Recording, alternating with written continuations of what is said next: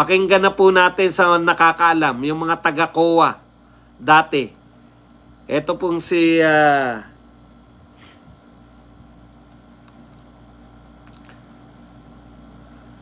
alam nyo, nakakasama na po talaga ng loob. Nakakasama na po ng loob talaga itong mga ginagawa ng gobyerno natin. Okay.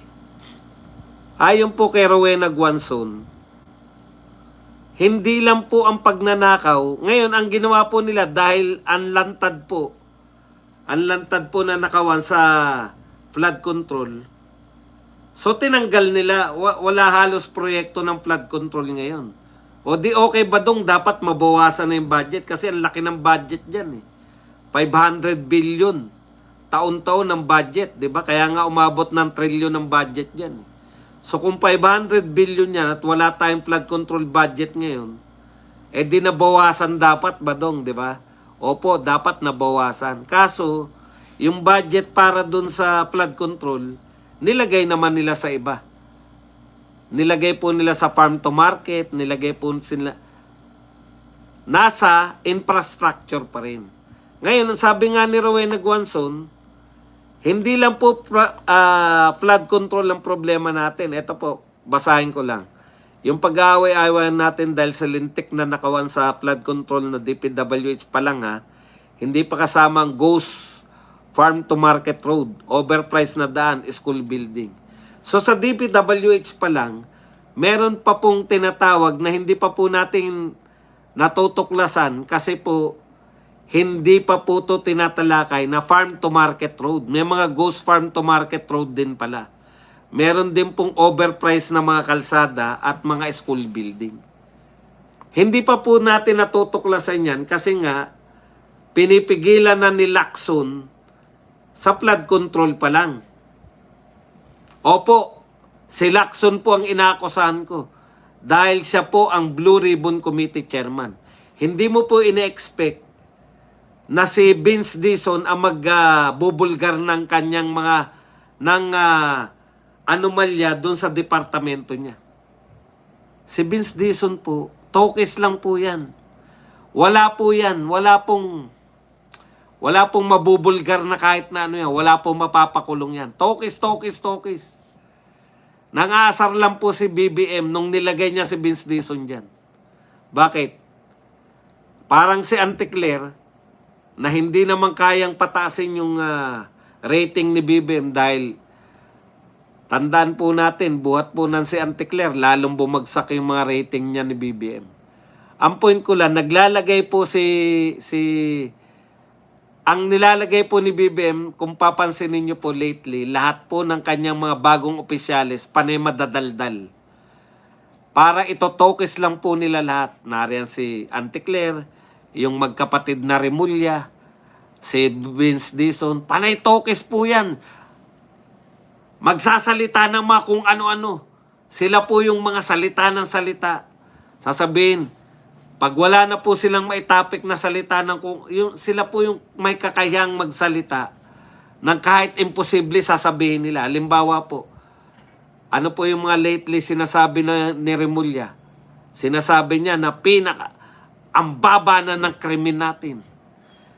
Epektibo ang war on drugs ni BBM kahit walang namamatay. Pag hindi pa nakontento doon, sinusuhulan kami. Pero hindi kami nagpasuhol. Sa mga bibig po yan ng mga Remulla. Sa bibig po ni Boy Tokis.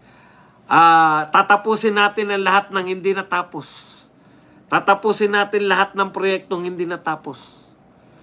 Tatapusin natin na sarili nyo lang dapat tinapos nyo. Naku. Nakakarindi na po tong gobyerno natin. Sa totoo lang po. Hindi po ba kayo naririndi pa rin? Sa lahat ng po yan, tokis po lahat. Tokis dito yung isa pang, yung Boying Remulla naman. December, marami makukulong. Susundan ni Boy Tokis. Magpapasko kayo sa kulungan. ICI, tokis lang din. Wala lahat. Wala po lahat. Wala nalutas. Wala kahit isa. Walang isang problema nalutas. Lahat ng problema, wala. Wala. Zero. Nada. Wala. Zero. Backlog.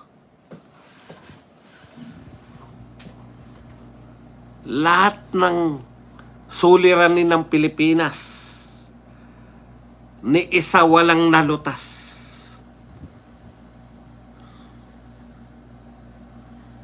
Yan ang gobyerno natin.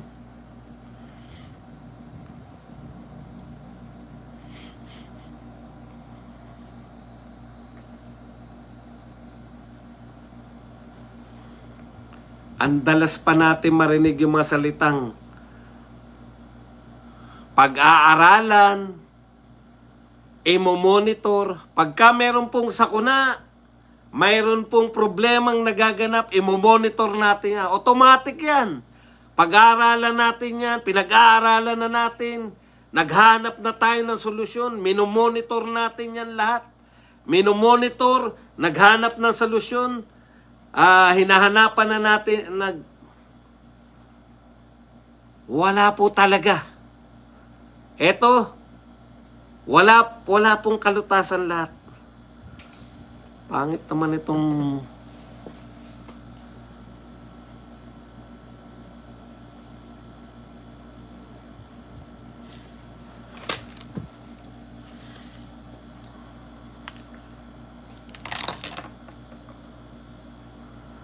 okay.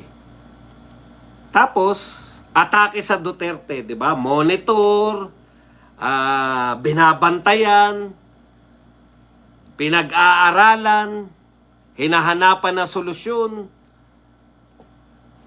Yan lang ang maririnig nyo sa kanila. Tapos, laging projection na may ginagawa. Laging projection na nilulutas. Halimbawa, nagtayo ng ICI. Hindi, maginaw dito. Wala naman din silbi.